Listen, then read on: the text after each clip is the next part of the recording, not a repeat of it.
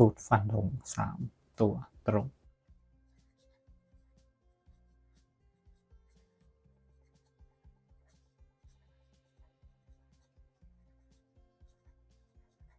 งวดหน้า1 เมษายน 2568 ดูเลย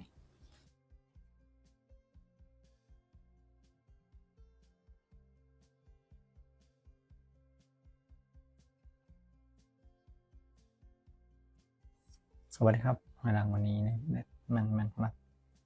วันนี้มาดูสูตรเลขฟันธง3 ตัวบนครับอันดับแรกมาดูสูตรเด็กก่อนครับ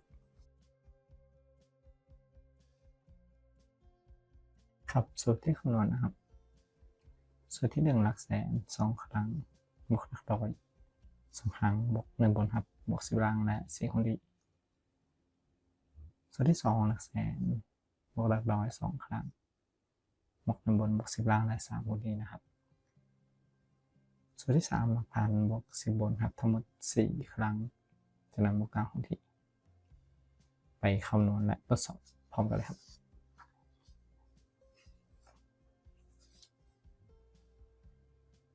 ครับใช้รางวัลที่1นะครับและเลขท้าย2 ตัวในการคำนวณทดสอบเริ่มจากวันที่1 กุมภาพันธ์ 2568ครับมาเขียนคำนวณกับ3 สูตร558700รางวัลที่1เลขล่าง51ครับสูตรที่1ครับ5 2 ครั้งนะครับบวก7 2 ครั้งบวก0บวก5และ4คนที่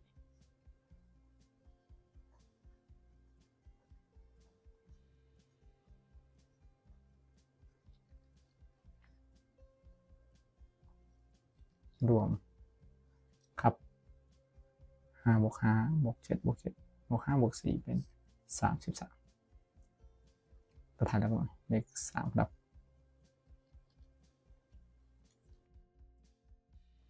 สูตรที่2ครับ5 บวก 7 2 ครั้งบวก0บวก5และ3คนที่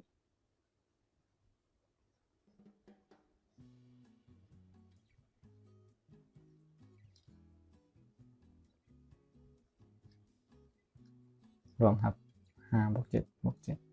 บวก 5 บวก 3 ได้ 27หลักหน่วย7ครับ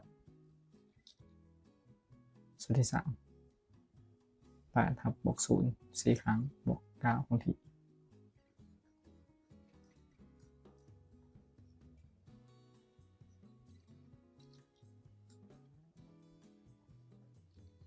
ผลรวมครับ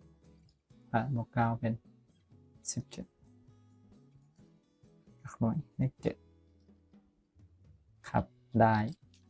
377เลข3 ตัวออก377ครับงวดต่อมาในวันที่16 กุมภาพันธ์ตรงครับคำนวณตรวจสอบต่อนะครับในวันที่2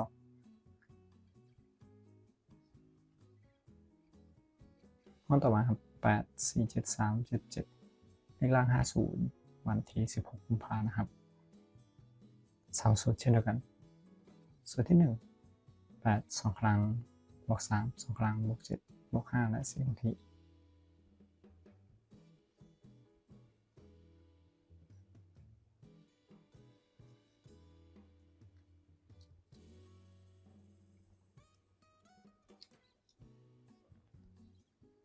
8 บวก 8 บวก 3 บวก 3 บวก 7 บวก 5 บวก 4 เป็น38ตัวท้ายครับได้8สูตรที่2 8 บวก 3 2 ครั้งบวก 7 บวก 5และ3คนที่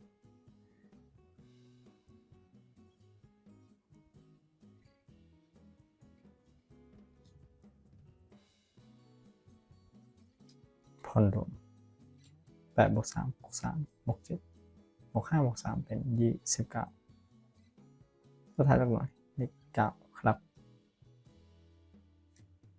สูตรที่3ครับ7นะครับบวก 7 4 ครั้งบวก9คนที่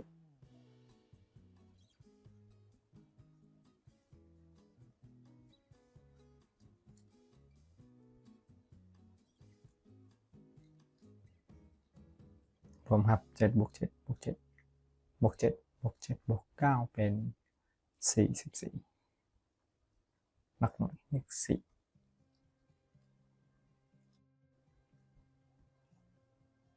เลขที่ออกนะครับ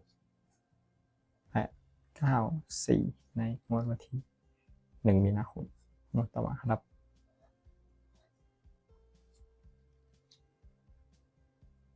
ครับได้ตรง3 ตัวนำสูตรนี้มาตรวจสอบงวดที่3ของวันที่1 8 1 8 8 9 4ล่าง54ครับ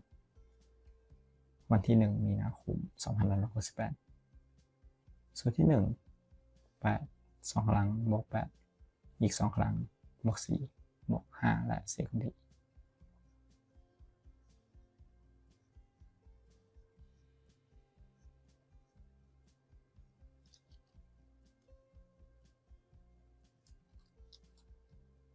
รวมครับ8 บวก 8 บวก 8 บวก 8 บวก 4 บวก 5 บวก 4 เป็น 45ตัวถ่ายกันมาเลข5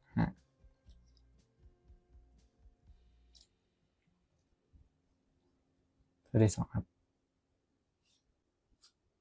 8 บวก 8 2 ครั้งบวก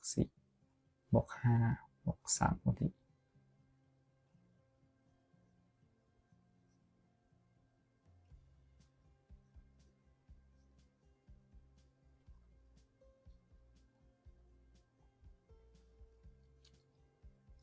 รวมตัวเลขครับ8 บวก 8 บวก 8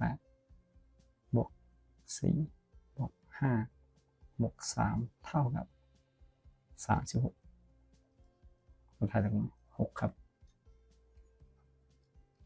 สูตรที่3 8 บวก 9 4 ครั้งบวก 9 ครั้งที่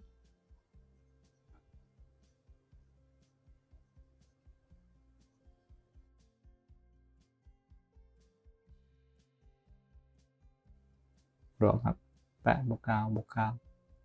บวก 9 บวก 9 บวก 9 เป็น 53ตัวท้ายเลข3ครับได้เลข563งวดวันที่16 มีนาคม6563ตรงกับสูตรครับงวดที่3เอาใช้สูตรนี้นะครับไปคำนวณต่องวดต่อไปดูกันเลยครับ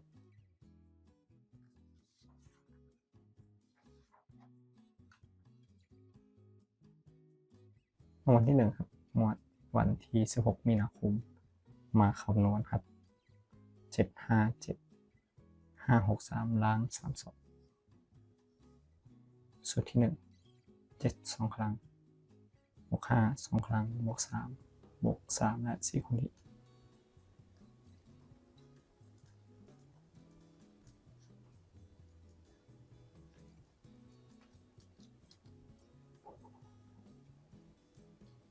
พอรวม7 บวก 7 บวก 5 บวก 5 บวก 3 บวก 3 บวก 4 เป็น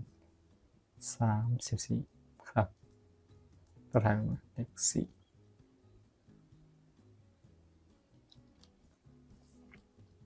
สูตรที่2ครับ7 บวก 5 2 ครั้งบวก 3 บวก 3 และ3ครั้งที่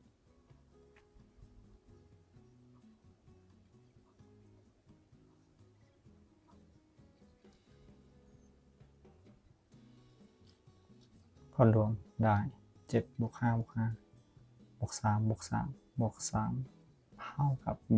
26ตัวท้ายมา6ครับสูตรที่3 7ครับบวก 6 4 ครั้งครับบวก 9ครั้งที่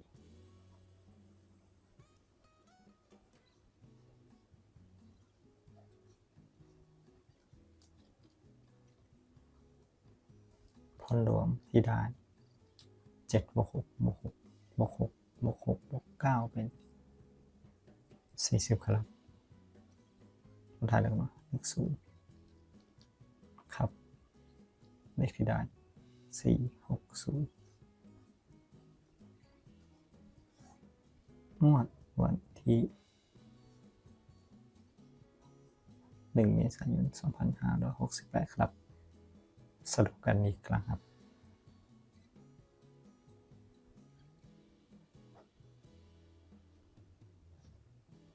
กับสูตรฟันธง3 ตัวบนคำนวณได้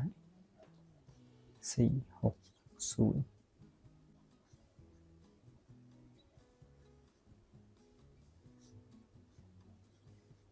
1 เมษายน 2568 ครับก็ขอขอบคุณทุกท่านนะครับที่ติดตามรับชมรับฟังครับสำหรับวันนี้ขอให้ทุกท่านโชคดีสวัสดีครับ